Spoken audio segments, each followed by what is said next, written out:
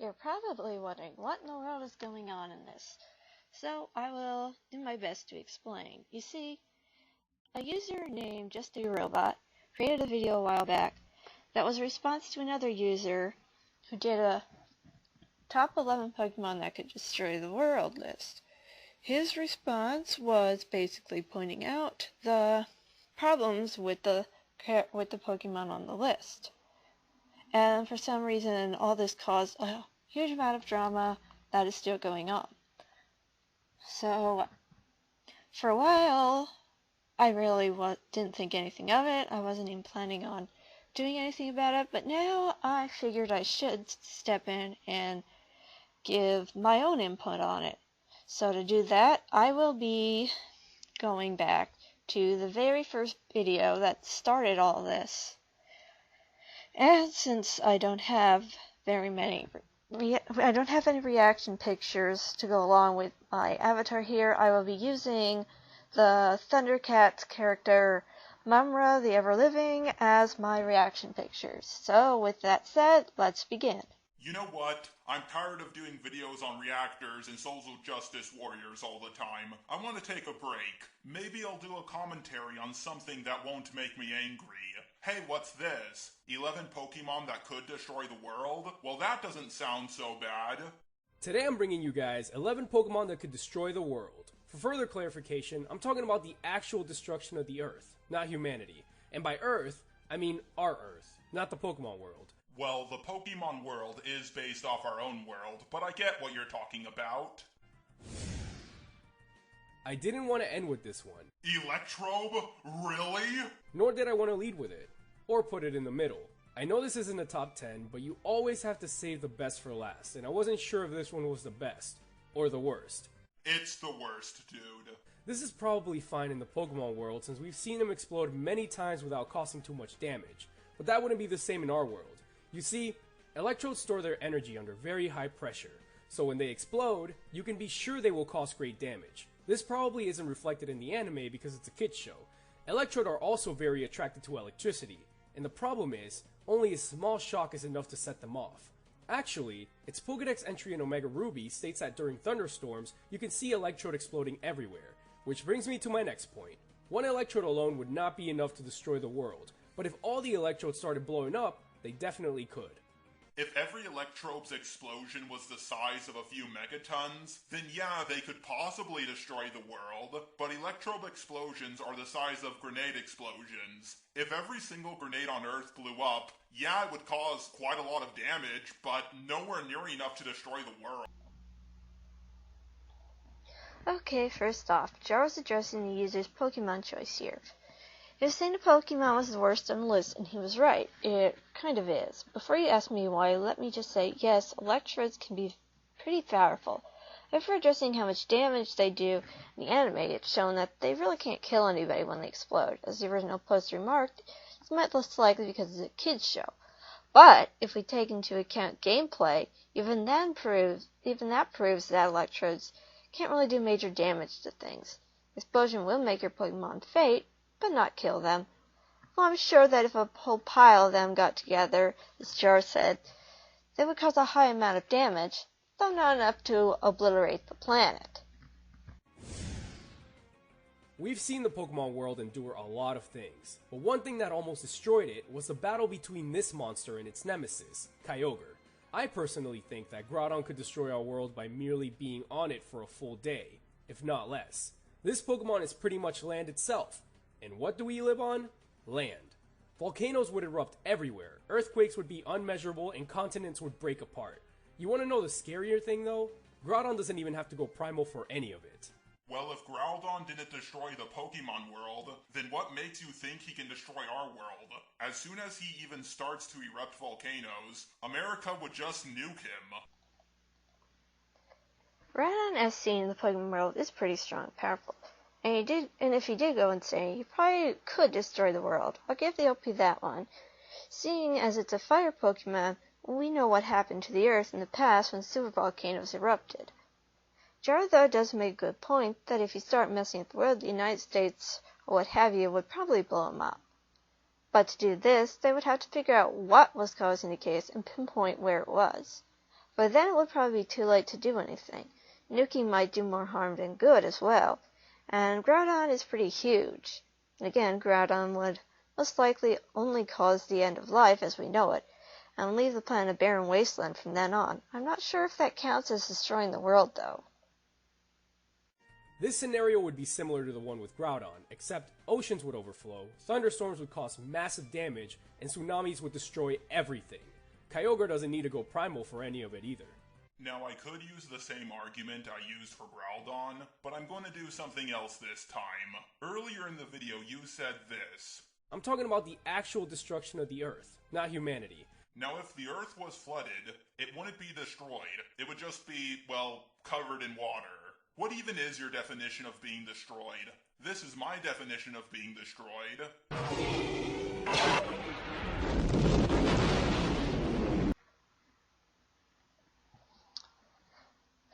Kyogre, unfortunately, doesn't exactly have the same kind of destructive power as Groudon. Why? Because he's water-type. Yes, it could flood the Earth and cause immense amounts of damage, but ending the planet? Not entirely. Flooding the entire world would cause much loss of life, but if somebody or many people had a boat or something to live on afterward, there was to be people and things living there. Not exactly a destroyed world kind of concept. Sea life in the forms of plants and animals, the flora of the seas would produce air to breathe, and the fauna would provide food, among other things. There's also the fact that rainwater or water purification methods could be used for creating drinking water, whether through rain, as I said, or taking the salty water from that boats are floating over and using that. There's also the fact that if the story of Noah's flood is to be believed, this happened before and people were fine. Just pointing it out. If you don't believe this happened, it's fine. So no, Kyogre wouldn't be able to destroy the Earth, just damage it. Just a regular Blastoise can shoot water through thick steel from its cannons. It says so on its Pokedex entry from Black and White. Okay. And seeing as how its special attack increases by 50 from 85 to 135 when it Mega Evolves, I don't want to know what the Pokedex would say if it could describe Mega Evolutions. Oh my god, you're not going to say what I think you're going to say. Now this is pure speculation, but I think that Mega Blastoise's cannons could be enough to end the world as we know it. This has to be the single most stupid thing I have ever heard in my entire life. You do know we have things in real life that can rip through solid steel, right? Like tank shells. Are you saying that if they were 50% more powerful, they could destroy the Earth? How bad can your math possibly be? Seriously. Okay, I don't know why Blastoise is on the list, because he's a pretty weak sauce Pokemon.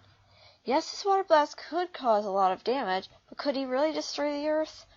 Could a million of them destroy the Earth? If anything, they just damage a lot of things, but that doesn't really count as earth-shattering. No pun intended. Potential. Of course I could be wrong, but we do, as Jar pointed out, have things that can rip through steel. Not sure how that constitutes as destroying the Earth, but, whatever. Arceus. Do I even have to explain this one? According to Sinnoh legend, this godly Pokemon created Sinnoh and possibly the entire Pokemon universe. And if that legend is true, it can most definitely destroy our tiny world, along with our entire universe. I do agree with this point, but I have a small question. Do you think if the universe was 50% smaller, it would be the size of a galaxy? Just asking. Ah yes, Arceus, who's basically Pokemon God. Now I got no arguments about him being able to destroy the world. He basically created Poke-Earth after all. He's got all those plates which basically make him immune to everything, and enables him to be and do anything he wants. If he wanted to blow up a planet, he could do it. As for Jar's question, I have no idea what point he was making, but if anyone can explain this to me, I would greatly appreciate it. Mega Rayquaza looks cool, and that's the only reason I'm using it instead of regular Rayquaza. Because regular Rayquaza is definitely capable of destroying the world without having to Mega Evolve. Remember Groudon and Kyogre from earlier? Yeah, this guy put them to rest. Unfortunately, I can't really explain how Rayquaza would be able to destroy our world since I don't have any examples from the Pokemon world.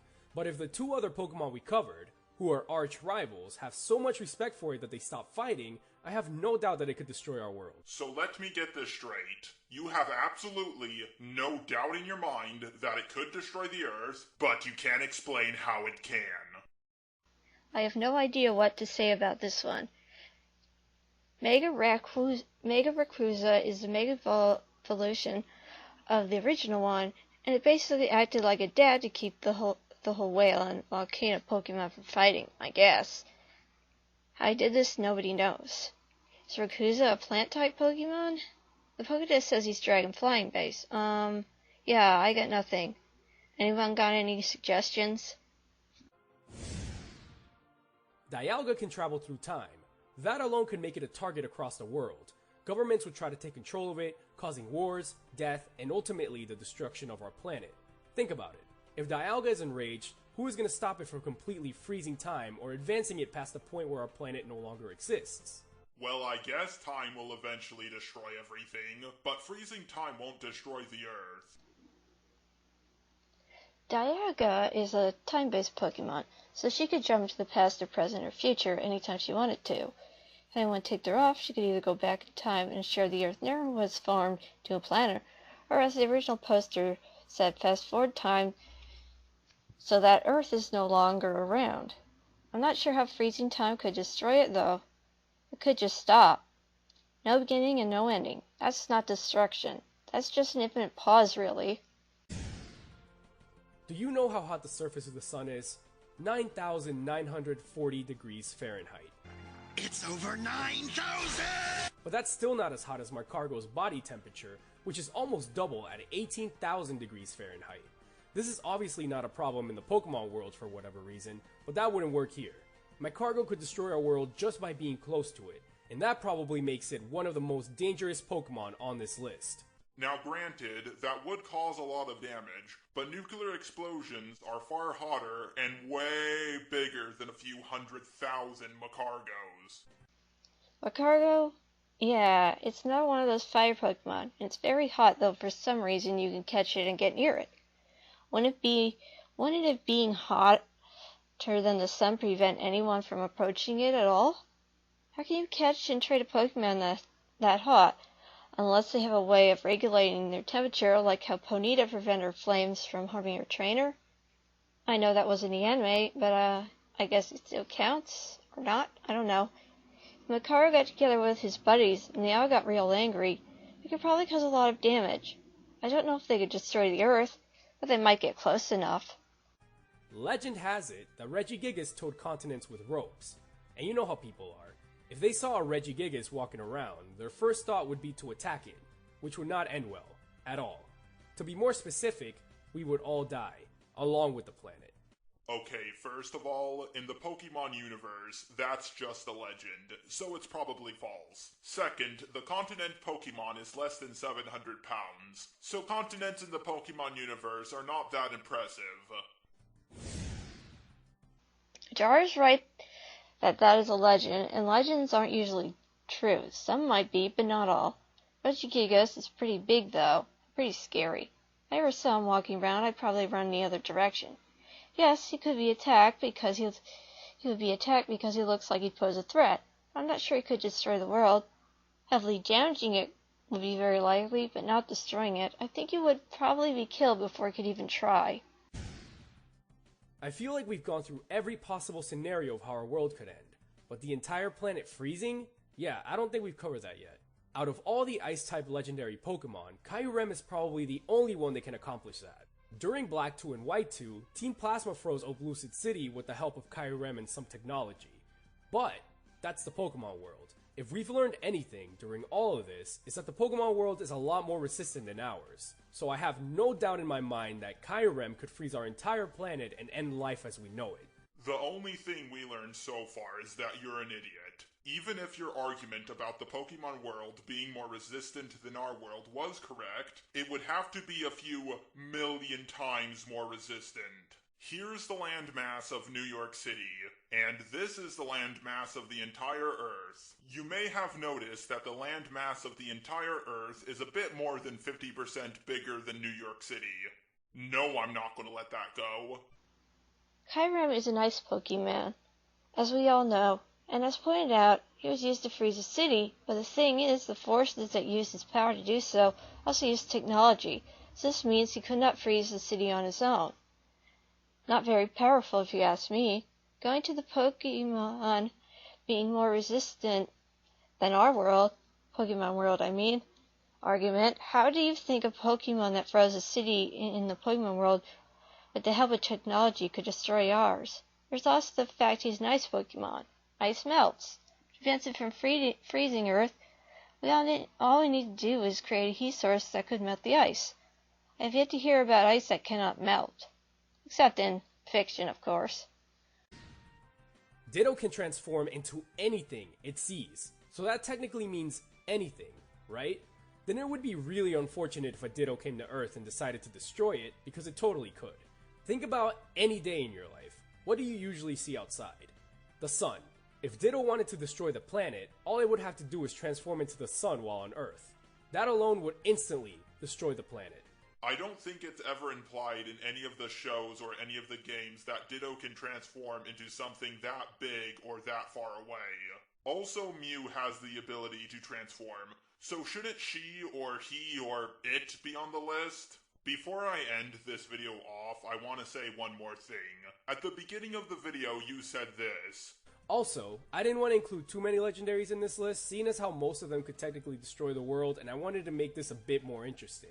Yet you ended up using 7 legendaries. I've seen a lot of top 11 lists, but this is by far the worst one. Okay, addressing Ditto. What makes the OP so sure Ditto could get into his head that he wanted to destroy the Earth? Going on from there, yeah, if he wanted to, he could probably turn to the sun to destroy the planet, but I have to wonder, why would he want to? I mean, if Ditto decided to turn to the sun and destroy the Earth, this would mean he could no longer have a planet to live on. Dittos are living things and can breathe. If one were to turn into the sun and destroy the Earth, if they can even get that big anyway, the Ditto would die too.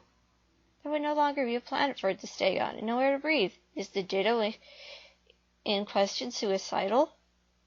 As Jar said, Mew can also turn into whatever she wants, so shouldn't she be on the list? But then again, Mew's basically the mother of all Pokemon. I doubt she wanted to destroy all of her children, so yeah. Now Jar's right about quite a few of the Pokemon, but I don't agree with him on all of them.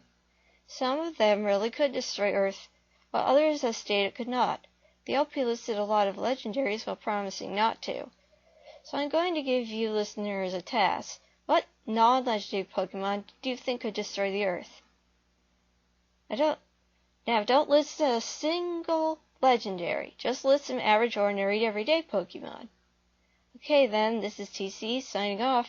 Be sure to like and subscribe if you found this interesting. Have a nice day.